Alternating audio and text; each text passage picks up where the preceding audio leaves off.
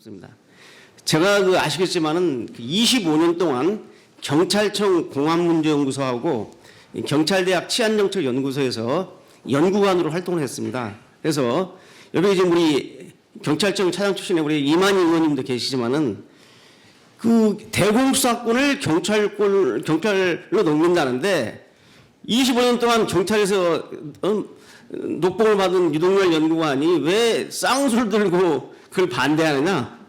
라는 데 대해서 제가 오랫동안 경찰교육원, 경찰종합학, 경찰대학에서 강의를 했기 때문에 저희 제자들, 현역 있는 제자들이 아니 왜 연구관님이, 교수님이 왜 우리 경찰청 입지를 강화시키는 이러한 문제에 대해서 반대하십니까 하고 문제를 제기하는 분들이 있어요. 그래서 저는 그 경찰청이 잘못했다는 게 아니라 이 문재인 정부가 이 국정원의 대공수사권을 경찰로 이관시킨 데 있어서 이게 문제라고 하는 겁니다. 그래서 왜 문제인지는 여러분이 잘 아시겠지만 제가 좀 정리를 해봤습니다.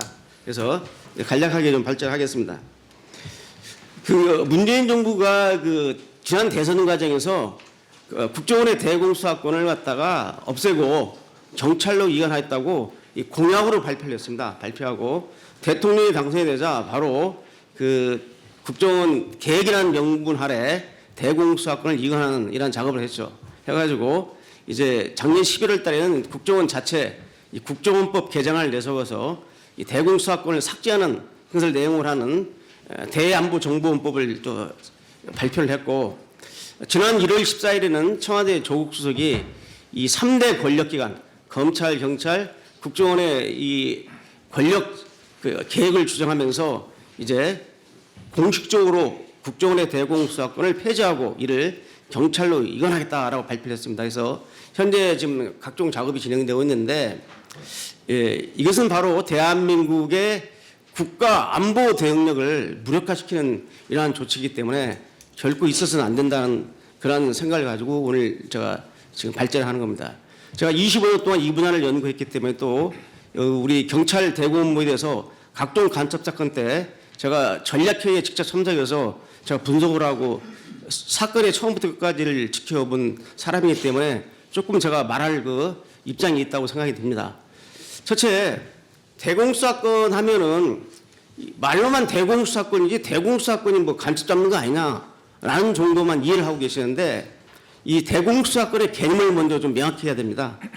이 대공이라는 것은 공산주의에 대응한다. 예, 공산주의의 불법 활동에 대응하기 위한 이러한 그 수사 권한, 이걸 일반적으로 대공수사권이라고 하는데 이 대공수사에 대한 개념이 다 달라요. 자, 우리 경찰도 과거에는 경찰서에 대공과가 있었습니다. 그런데 이제 명칭이 보안과로 바뀌었죠. 내셔널 세큐리티. 그래가지고 지금은 보안수사라고 합니다. 경찰에서는. 자, 국군 기무사령부에서는 과거에도 또 대공이라고 그랬어요. 대공처가 있었습니다. 그런데 방첩으로 바꿨습니다. 그래서 이제 국군 기무사령부에서는 방첩처가 있고 이 관련 업무를 방첩수사 활동이라고 합니다. 그 다음에 검찰에서는 이걸 갖다가 공안이라고 하고 공안수사라고 하고, 그래서 지금 대공수사 기관별로도 명칭이 대공수사, 보안수사, 그냥 방첩수사, 공안수사 이렇게 나눠져 있는데 결국은 뭐냐면 이게 안보 관련 그 수사 권한입니다. 그래서 이 국정원의 대공수사권의 영역을 보면은 1961년에 이제 5.16 군사혁명이 성공한 이후에 중앙정보부를 신설하는데 이 중앙정보부법의 1조와 6조에 국가안전보장과 관련되는 범죄수사를 하도록 되어 있었어요. 여기서부터 이제 대공수사권의 이게 이제 영역이 기능이 유리되는 겁니다. 그 후에 이 중앙정보법이 바뀌면서 이 대공수사권의 범위를 갖다가 형법상 내란 외환죄라든지 또는 군형법상 암호사용 부정죄라든지 이적죄라든지 그래서 특정을 줬습니다. 그 당시에는 방공법이 있었기 때문에 방공법과 국가보안법 위반 사건도 대공수사의 범위에 속했는데 이제 그 안기부법으로 바뀌면서 이제 구체적으로 보시면 현재 그 대공수사 권한이 이제 영역이 나와 있죠. 그래서 거기 우리 그 책에 보면 말이죠.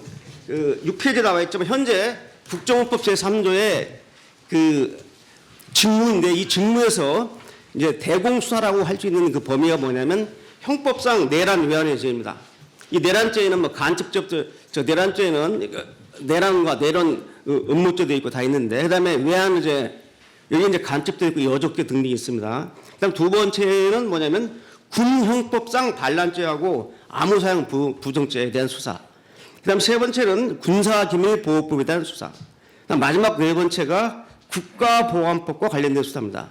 이게 바로 이제 대공수사의 그 범위다. 이러한 수사를 하는 것이다라고 보시면 되겠습니다. 그래서 우리가 이 대공수사는 안보 수사라는 개념이 맞습니다. 대한민국의 국가안전보장과 관련된 이 침해하는 사범을 갖다가 이제 사법처라는 수사 권한이라고 보시면 되겠습니다. 그래서 저는 이 대공수사라는 용어를 차제에 이제 그 안보수사로 바꿔야 돼요. 왜냐하면은 공산주의, 대공산주의 활동을 망당한 것은 당연한데 우리 국민들이 자꾸 공산주의에 대해서 이렇게 억압을 한다고 생각하고 있기 때문에 헌법이 보장된 사상 표현의 자리를 억압한다는 개념으로 이 대공이라는 개념을 부정으로 봅니다. 그래서 국가 안보를 침해하고 국가 안보를 갖다 저해하는 사범들을 갖다가 처리하자는 수사권이 아니다라고 생각하면 저 설득력이 훨씬 있잖아요. 그래서 또 실제로 90년 접어들어서 소련 및 동구 공산권이 붕괴됐기 때문에 이 공산주의 문제를 가지고 괜히 우리가 논란을 자초할 필요가 없기 때문에 앞으로는 안보 수사권이다라고 하는 게 바람직하다고 보는 겁니다. 자, 그다음에 뭐 이제 북한의 그 대남 간첩 공작이 어떻게 있었느냐? 제가 그 도표로 표시를 했습니다. 7페이지에 무려 2,000건의 북한 정권 수립 이후에 북한이 난파하는 침투한 간첩이 2,000건이 넘습니다. 그래서 이 연도별로 제가 연대별로 표시해놨는데 이 간단 없는 북한의 대남 간첩 침투 공작을 바로 국정원의 전신 중앙정부, 안기부 국정원, 그다음 경찰, 기무사 이런 3대 대공수사기관이 이걸 막아낸 겁니다.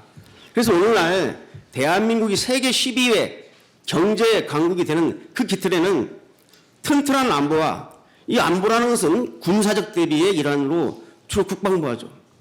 비군사적 대비에 한 북한의 공작, 이게 대남 간첩 공작인데 이걸 갖다가 바로 국정원, 경찰, 기무사가 막아낸 겁니다. 그래서 오늘날의 세계 12위의 대한민국이 존재한 것이다. 만약에 북한의 대남 간첩 공작을 막지 못했으면 오늘날 이 대한민국, 오늘 우리 이 앞에 앉아 있을 수가 없을 것입니다.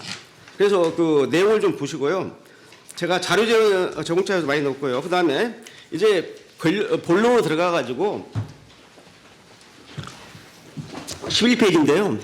왜 대공수사권이 폐지되고 경찰로 넘어가면 안 되는가를 설명을 하겠습니다. 첫째, 현 상태에서 이 경찰의 대공수사력이 매우 빈약합니다. 제가 25년 동안 경찰청에서 계속 지켜봤는데 우리 경찰청은 뭘 잘하냐면 국내 안보 수사는 잘합니다. 예를 들면 국가보안법 7조 고무찬양사범이라든지 또 이적단체 이러한 사범은 우리 경찰도 아주 잘해요. 잘한데 또 실제로 그 70년대 이후에 그 작년까지 통계를 보면 전체 그 안보 사건 수사의 71%를 우리 경찰이 담당을 했어요. 경찰이. 그리고 이제 나머지가 이제 기무사 또 국정원이 담당했는데 문제는 뭐냐면 북한의 간첩 사건이라든지 북한과 연계된 지하당 사건 이런 핵심적인 사건은 다 국정원에서 했습니다.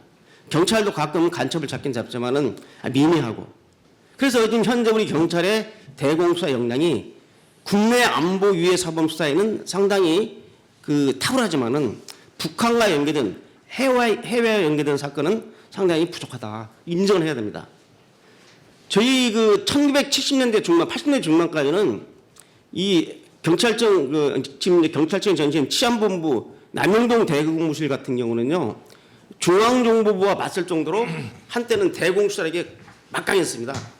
그 1979년에 그 남민전 남조선 민족해방 전선 사건 같은 경우는 무려 91명을 검거를 했어요. 그래가지고 우리 치안본부 남영동 대공무실에서 검거해가지고 이때가 경찰 대공수사의 최극팀이었습니다. 그때는 중앙정보부하고 같이 당당히 맞서면서 간첩을 잡아왔는데 1987년에 박종철 고문 사건이 터져가지고 치사 사건 터져가지고 경찰의 대공수사가 계속 내리막길 거르고 전문화가 안 되고 비대공 전무관들이 경찰 이 대공부서의 지휘관이나 중간 간부를 맡으면서 지금 많이 쇠락했어요. 그래가지고 특히 또 김대중 노무현 정부를 거치면서 경찰 대공수사 인력의 절반이 다 줄어들고 부서가 축소됐어요. 이명박 정부 때 조금 늘어났고 박근혜 정부 때 좀 많이 늘려놨는데 다시 또 문재인 정부 돌아가지고 지난번 인사 때 전국에 있는 그 보안과를 없애버리고 정보보안과로 또 일부 흡수 통합을 하고 상당히 지금 그 보안 인력을 줄인 상태입니다.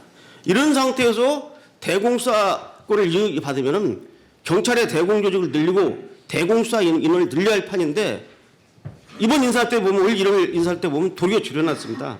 이게 지금 역행하고 있는 거죠. 자, 두 번째 왜 안 되느냐? 지금 북한이 70년대부터 말이죠.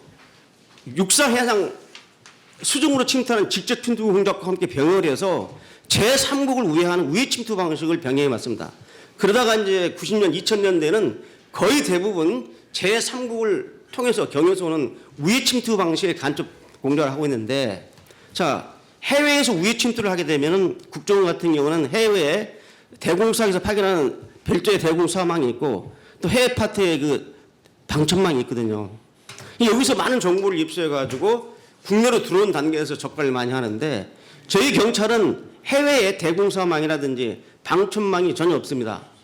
각 그 해외 대사관이나 영사관에 나가 있는 우리 경찰 영사들은 우리 교민들 해외 지역 관할 교민들을 그 교민들의 안전을 확보하는 책임을 맡지 이런 업무에 투입이 안 돼요.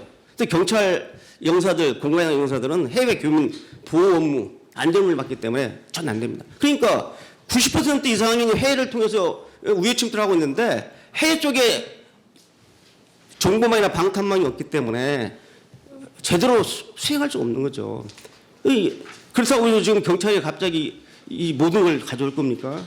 그 다음에 세 번째, 경찰의 대북 정보 수집하고 분석 역량이 매우 미약합니다. 경찰의 대북 정보는 별거 없어요. 북한 방송 좀 청취하고 그리고 탈북자 신문하면서 전략신문 첩보 좀 얻는 거하고 최근에 웹사이트 사이버 공간을 통해서 북한 사이트 좀 보고 하는 정도예요. 대북 정보 수집력이 없습니다. 자체적으로 공적 파트도 없고. 그렇기 때문에 이 대북 정보를 체계적으로 수집해서 분석해가지고 또 간첩통신이라든지 또 이러한 것들 신문기술 이러한 것들이 많이 부족하다는 거죠. 그 다음 네 번째가 바로 경찰의 국정원의 그 대북 그 과학정보 역량입니다. 간첩통신을 체계적으로 분석해서 해독을 하고 또 탐지를 하고 이걸 풀어내고 또 북한이 최근에는 사이버 공간을 통해서 스테가랑 그래프 방식 같은 최첨단 암호화 방식으로 교신하는데 이러한 것들을 풀어낼 수 있는 길수 역량이 안 돼 있어요. 그렇기 때문에 북한의 이 다양한 대남 간첩 공작을 막을 수가 없다는 거죠. 또 과학 정보에서도 매우 뒤떨어져 있고, 근데 국정원은 그러한 망들을 그러한 부서들을 이미 운영을 해오고 있다는 것입니다. 그 다음에 다섯 번째로 문제는 뭐냐면 지금 북한 간첩에 대한 해외 부분의 간첩을 우리 국정원이 미국의 CIA, FBI라든지 일본의 내각정보조사라든지 유관국과의 정보협력, 국제적인 정보협력을 통해 가지고 북한 대남 공작부사라든지 또 이 간첩 관련 정보를 갖다가 서로 교류를 하고 공유를 하고 받아가지고 해결도 하는데 우리 경찰청에는 국제정보기관과 정보협력을 할 수 있는 그런 시스템이 마련되어 있지 않아요. 전혀 좀 바탕이 안 돼 있는 거죠. 그 다음에 우리 경찰 직제는 이 합법 활동하는 조직이기 때문에 우리 경찰도 보안 의식이 높습니다. 그래서 이제 주로 대공 공작 사항은 다 상급 비율을 치고 하기 때문에 나름대로 보안을 유지하지만은 지금 경찰서 단위에 가보면요 정보보안과는 이게 보안과가 아니에요 정보과예요. 보안 어떤 간접사를 한다 특정 공작 방첩 공작을 하면은 그게 다 선이 새버립니다. 보안 유지에 좀 취약하다는 문제가 있습니다. 국정원은 차단의 원칙이 되어 있고 수사관에서도 팀 간에 과 간에 무슨 공작을 하는지를 모를 정도로 되어 있기 때문에 보안 유지가 탁월한데 그게 좀 취약하고요. 그 다음에 정말 중요한 문제는 뭐냐면 지금 이 대공수사가 크게 3단계입니다. 대공정보를 탐지해서 탐지하는 단계 일단 그 다음에 2단계에서는 뭐냐면은 이제 검거를 해서 이제 신문하는 단계 3단계는 사법처리하는 단계인데 1단계에서는 공작 단계에서는 합법 비합법을 가리지 않고 탐지를 합니다. 자 그렇기 때문에 합법 비합법 소환을 통해서 간첩 통신을 갖다가 우리가 필요하면 감청도 할 수 있고 또는 우리가 절취를 할 수 있고 이런 비합법 활동을 통해서 하는데 대공수사권이 경찰로 넘어가면은 어떤 문제가 발생하느냐. 경찰은 합법 활동하는 조직입니다. 경찰에서 비합법 활동을 통해서 이러한 것을 얻는 자체가 나중에 보면 독수 독과라고 해가지고 형사소송법상 독수 독과이론까지 나오는 판인데 비합법 활동을 한다? 저 나올 수가 없는 거예요. 그렇기 때문에 국가정보원은 이게 원래 정보기관이기 때문에 합법 비합법을 통해서 국가안보와 국익보호를 위해서는 합법 비합 활동을 배합하면서 하는 겁니다. 이 정보의 ABC고 전 세계 모든 정보기관이 합법 활동만 하는 게 아니에요. 비합법 활동을 통해서도 국가안보와 국익보호를 위해서는 하는 겁니다. 이런 조직하고 경찰하고는 하기 때문에 상당히 제한적이다. 그 다음에 아까 우리 송대성 소장님도 말씀을 하셨고 우리 심재철 부회장님이 축사 때 말씀하셨지만 대공정보하고 대공수사를 분리한다? 이 사람으로 말하면 이 머리하고 눈, 코, 귀하고 팔다리를 갖다 분리해서 생활을 하겠다는 건데 이게 됩니까? 안 되는 거죠. 대공정보를 통해서 수사가 연결되는 건데 이걸 갖다 분리한다. 예를 들어 지금 FBI를 자꾸 예를 드는데 미국의 FBI는 수사기관이자 정보기관이에요. 미국의 FBI가 국내 수사만 하고 있냐 그게 아니라 지금 대한민국의 FBI 지부가 나와 있습니다. 전국 세계 각국의 FBI 별도의 지부를 두면서 FBI 수사 권한에 대한 각종 정보를 탐지합니다. 이 FBI는 수사기관이자 정보기관이고 이게 융합이 되어 있는 건데 수사 정보를 물리적으로 분리시킨다는 게 안 된다는 거죠. 그 다음에 이제 현실적으로 우리 경찰청 차장하신 이만희 의원님도 계시지만은 현재 경찰 공무원법상 지금 이번에 조국석이 기자들 질문에 이렇게 대답했어요. 어떻게 하려고 했더니 국정원의 대공수사 인력을 경찰로 이관시키겠다. 그 말은 쉬운데요. 안 되는 게 뭐냐면 경찰 공무원법상 이 많은 인원들을 경찰로 이관시키려면 그 특별 채용 형식을 취해야 되는데 지금 그러한 법조항이 없습니다. 그래서 특별조항을 다시 경찰 공무원을 개정을 해야 돼요. 그다음 두 번째는 뭐냐면 그렇게 받아들였다. 중요한 게 뭐냐면 직급 문제입니다. 지금 여기 지금 우리 경찰청에서 우리 이병진 전 경찰청 보안국장 맡기시지만은 보안국장은 직급상 2급입니다. 치안감 출신이거든요. 국정원 대공수사국장 1급이에요. 안 맞고. 그다음에 그 단장들이 2급입니다. 우리 치안감 출신들인데 단장들을 다 데려오면은 경찰청에 엄청난 치안감 자리가 생깁니다. 거기다가 그 처장들은 이게 우리 경찰하고 하는 원스타 경무관 아닙니까? 그 많은 경무관을 어떻게 할 겁니까? 공공명의 경무관을. 자리를 어디다 줄 거예요? 그 다음에 과장들이 총경인데 경찰에서는 총경은 엄청난 계급입니다. 경찰서장급인데 이 많은 총경들을 갖다가 대공수사 파트에다 어떻게 배치할 거예요? 그래서 이런 문제가 있다는 것을 말씀드리고 그 다음에 이제 10번째로 제기하는 것은 이 견제와 균형이 무너진다는 것입니다. 자, 현재 대공수사의 3기관 국정원, 기무사, 경찰이 대공수사권 문제를 놓고 견제와 균형을 합니다. 서로 경쟁을 하면서. 그래가지고 예를 들면 국정원이 무리한 수사를 하고 싶어도 경찰도 보고 기무사도 보기 때문에 또 경찰이 무리한 대공수사를 하고 싶어도 국정원이 보고 기무사가 보기 때문에 무리한 수사를 못해요. 선수들은 다 아는데 저게 뭔지. 이런 문제가 있기 때문에 해서 견제와 균형이 무너지면 독주가 되면 이 정부가 제일 우려하는 게 인권 침해, 자꾸 인권 침해 얘기하는데 이 한 경찰기관이 비대해지고 권한이 집중되고 하면 권한 남용이 생기고 인권 침해 요소가 더 늘어나는 겁니다. 견제와 균형을 이룰 때 이 정부가 이렇게 고귀한 가치를 생각하는 인권 문제가 침해 문제를 최소화시킬 수 있는 거예요. 그래서 그 견제와 균형의 원리가 깨진다. 이런 말씀도 드리고요. 이제 이게 제일 중요한 문제인데 이 문제를 제가 말하고 싶었는데 이제 늦게 말했습니다. 뭐냐면 바로 우리 경찰이 제가 계속 앞에다 우리를 붙이는 이유는 제가 25년 동안 경찰청 소속으로 있었기 때문에 그냥 습관이 돼서 그런데 죄송합니다. 우리 경찰은 정치 권력에 취약합니다. 경찰청장이 최하급인데 우리가 대공수사를 하잖아요. 영주에서 국회의원이 막 전화 와요. 여러분 그 자주민주 통일그룹이라는 사건이 있습니다. 이건 제가 발제문에는 못 집어놨는데 이게 반국가 단체 대법원까지 해서 자미통 사건이 나와서 반국가 단체 사건인데 그때 그때 꼬만민주당 부총재였습니다. 노무현 씨가 나중에 대통령 됐지만 그분 여기서 김모라는 여비서가 있었어요. 김모란 여비서가 바로 꼬마민주당 노무현 그때 의원의 비서관이었어요. 비서관. 이 여자가 잠입동 조직원이었어요. 이 잠입동 사건은 저희 경찰 남영동 대공무실하고 국정원으로 같이 합동수사를 한 건데 그 김모 비서관을 잡았는데 이 노무현 꼬마민주당 부총재가 막 전화를 막 보안장 하다고 해가지고 걔 빼줬어요. 하도 설치니까 걔를 빼줬다니까요. 지금 집권 여당도 아니고 야당 국회의원이 막 난리를 치는데도 꺾이는 거예요.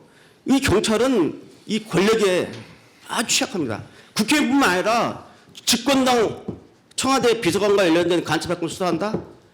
이거 청와대에서 한마디 하면 경찰청장 우리 대구 의원들은 수사를 하려고 하지만은 경찰 지휘부가 수사를 못하게 합니다. 이걸 못하는 거예요. 여기 지금 여러분 노무현 정부 때 1심에 간첩된 사건 했던 지휘했던 이한중 전 대공수석장 계시지만은 청와대에서 얼마나 많이 반대를 했습니까? 청와대 그 전략비서관 지금 이번에 그분이 해외 대사로 나갔는데 그분이 마이클 장이라고 장민호죠. 얘가 저 1심의 총책인데 걔하고 수십 차례 통화 내용이 나왔어요. 당연히 불러서 네가 어떻게 마이클 장을 아느냐? 왜 전화를 통화를 하냐? 뭐 때문에? 이거 물어보는 게 대공사의 ABC 아닙니까? 이거 알고 말이죠. 끊으려고 말이죠. 그때 경찰 출신의 국정원 2차장 했던 이모 씨를 막 동원시키고 해가지고 김승규 국정원장님이 막아내서 그나마 제한적으로 한 겁니다. 완전히 못했다고 저는 생각됩니다. 제한적으로 한 거예요. 이러한 것들을 저희 경찰이 막아낼 수 없어요. 정치 권력이 매우 취약합니다. 자, 의외로 행정안전부 장관 있죠. 국무총리, 청와대, 야권 정치 권력 이걸 막아내고 소신껏 국가안보 수사를 한다? 제가 볼 때는 매우 어렵다고 봅니다. 정말 이게 중요한 문제입니다. 그나마 국정원이니까 버티는 거죠. 그다음 마지막으로 그 군하고 경찰 간의 수사에도 문제가 생깁니다. 이게 무슨 말이냐면은 지금 이 대공사건 안에는 군 형법상 암호 사용 부영죄라든지 이런 죄들이 있는데 이제 경찰이 수사권을 갖게 되면은 대공사건을 갖게 되면 군도 수사를 해야 됩니다. 또 국립법 군사기밀 보호 수사를 하는데 군하고 경찰이 매우 지금 상당히 좀 대립적인 관계에 있어요. 군이 민간 수사기관이 군이 말이죠. 아니, 경찰이 군을 본다? 매우 기분 나쁜 겁니다. 국정원이 그나마 국정원이 보니까 군이 지금 입 닫고 있는 건데 경찰이 한다고 하면은 매우 배타지 나올 거예요. 이거 군 관련 대공사 어떻게 할 것이냐 이게. 경찰이 할 수 있을까요? 국방부를 다 막아내면서. 마지막으로 지금 북한 간첩만 생각하는데 지금은 초국가적 안보입니다. 해외에서 대한민국을 노리는 적국의 간첩, 또 우방국의 간첩도 드글드글하고 또 비국가 행위자들, 우리가 넌스테이트 액트라고 하는데 비국가 행위자들의 대한민국에 대한 저해 활동을 어떻게 탐지할 겁니까? 경찰이 이런 망이 없는데 그래서 안 된다는 겁니다. 자, 결론 부분으로 가면은 대공수사권 폐지가 국정원의 개혁으로 알고 있는데 국정원 개혁의 핵심은 국정원이 정보를 정치화한 겁니다.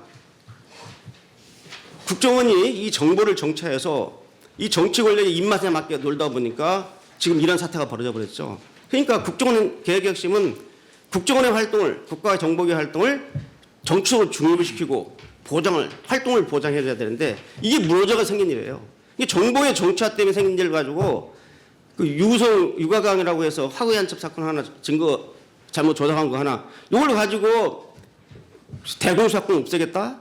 그래서 우리 대공수사권을 국정원 개혁에 희생양을 삼아가지고 내세운 겁니다. 제가 언론 기호를 통해서 이런 것들을 밝혔지만은 그 다음에 지금 국정원이 왜 존재합니까?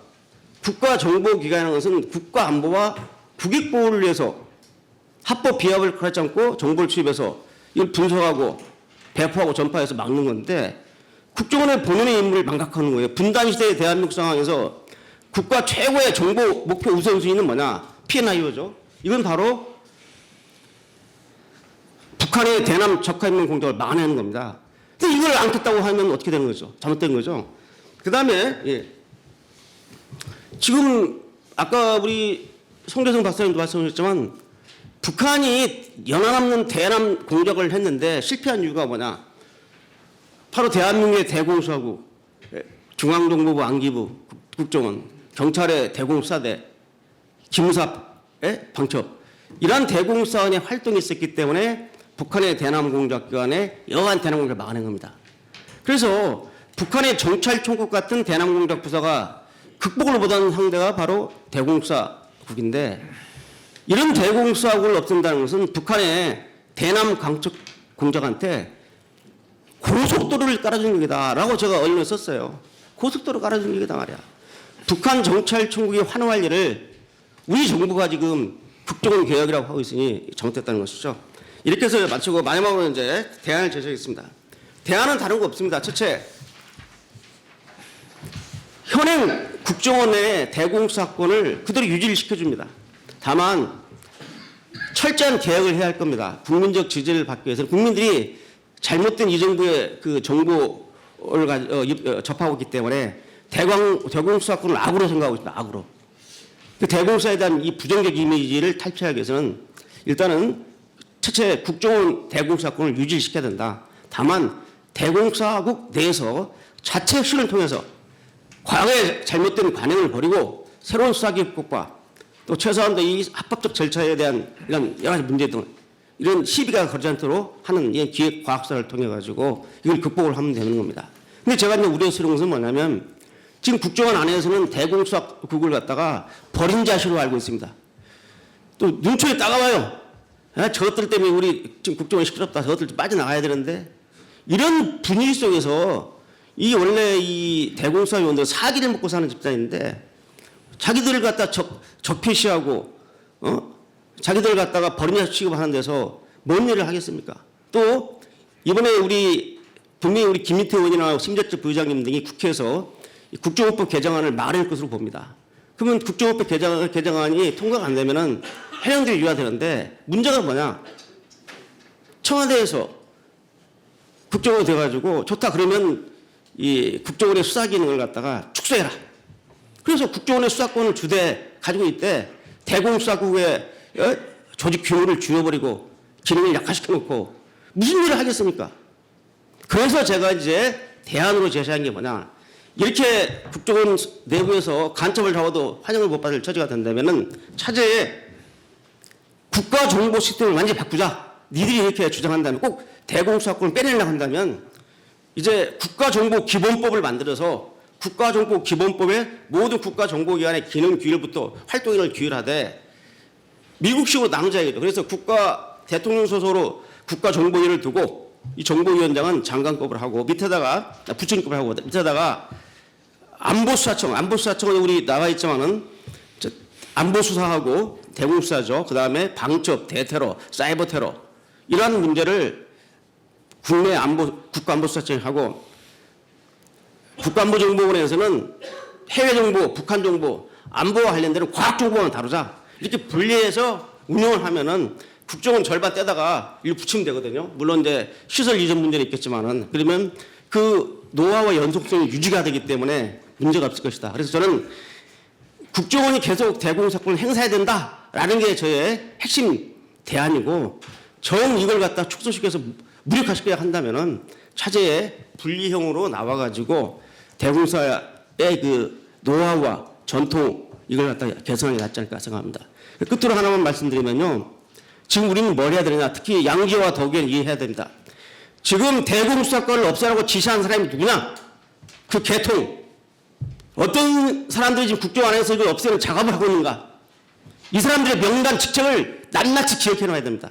그래가지고 나중에 정권이 바뀌면은 대한민국 공무원은 국정원 직원은 대한민국 헌법 이념에 충성하고 헌신하는 것이지 집권자 개인에게 포즈를 맞추는 게 아니에요. 공무원이라고서는 대한민국 헌법적 이념과 가치에 헌신하고 충성하는 공무원입니다. 그렇기 때문에 여기서 이탈해서 정권과 포즈를 맞춰서 국가안보 대응력을 무력화시키는 이러한 움직임에 대해서 누가 지시를 했고 매일 며칠 날 누구가 받아서 어떻게 결정을 했고 현재 누가 이러한 작업을 진행하고 있는지 이런 명단을 갖다가 다 기록해놓고 그리고 정권이 바뀌면 낱낱이 단죄해야 됩니다. 지금 소문을 내야 돼요. 지금 덕우에서 이거 하고 있다. 그러면 지금 현재 이런 일을 하고 있는 사람들 지금 현재 여러분 후배들도 정권만큼 나도 날라가겠네. 다른 역할을 하게 될 겁니다. 오로지 우리의 가치 기준은 뭐냐? 판단 기준은 헌법이다. 이상입니다. 예.